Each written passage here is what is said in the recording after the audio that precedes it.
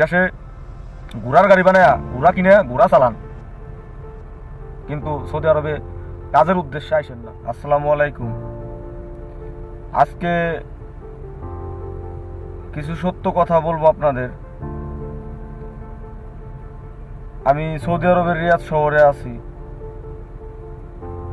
আচ্ছা, আমি যদি লক্ষ লক্ষ টাকা কামাই করি, ইনকাম করি, তাহলে আপনারা তো আর নিয়ে যাবেন না, আর আমিও দিয়ে দেবো না। সৌদি আরবে ফুড ডেলিভারি কাজে আসছি, আলহামদুলিল্লাহ ভালোই কাজ কাম হচ্ছে। তো যদি বেকারত্ব দূর করতে চান, সৌদি আরবে চলে আসেন ফুড ডেলিভারি কাজে।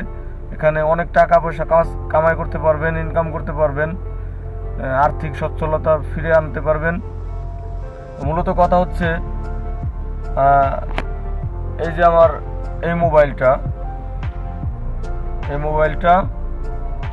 মূলত এই মোবাইল দিয়ে আমি কাজ কাম করি আর কি। আর যেটা দিয়ে ভিডিও বানাচ্ছি এটা অন্য অন্য কাজে ব্যবহার করি। তো বিষয়টা হচ্ছে, এই মোবাইলে জিপিএস চলতেছে না। এর আগেও একবার এরকম সমস্যা হচ্ছে, সেই জন্য সারাদিন আমার মাটি।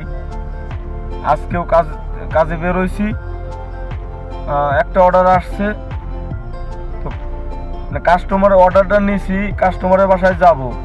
আমি কাস্টমারের বাসায় চলে গেছি, কিন্তু কাস্টমার দেখতেছে আমি ওই মাতামেই মানে রেস্টুরেন্টেই দাঁড়িয়ে রয়েছি। কাস্টমার দেখতেছে আমি রেস্টুরেন্টে দাঁড়িয়ে রয়েছি। এখন কাস্টমার যে খাবারের অর্ডারটা ছিল, মানে আমি পৌঁছানোর আগে সেটা জরিমানা দিয়ে দিছে, অলরেডি কমপ্লেন করছে, জরিমানা দিয়ে দিছে। খাবারের যে জরিমানাটা সেটা আমার ঘরে আসে।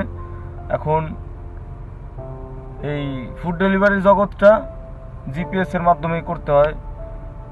গুগল ম্যাপ ছাড়া কোনো কাজ করা সম্ভব হয় না এই ডেলিভারির কাজে।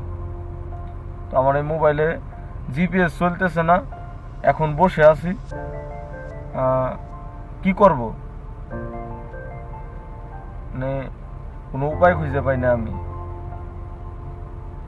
মোবাইলটা কিন্তু নতুন মোবাইল, এই মোটরোলা G56। অবশ্যই আমার এটা পছন্দ না, একেবারেই পছন্দ করি না। তারপরেও কিনছিলাম। যাই হোক, সেই ঘটনা বলবো না। এখন এই যে জিপিএস প্রবলেমের কারণে বসে আছি। তো যারাই ফুড ডেলিভারি কাজে আসতে চান বা জানতে চান, কথাগুলো মনোযোগ দিয়ে শুনেন।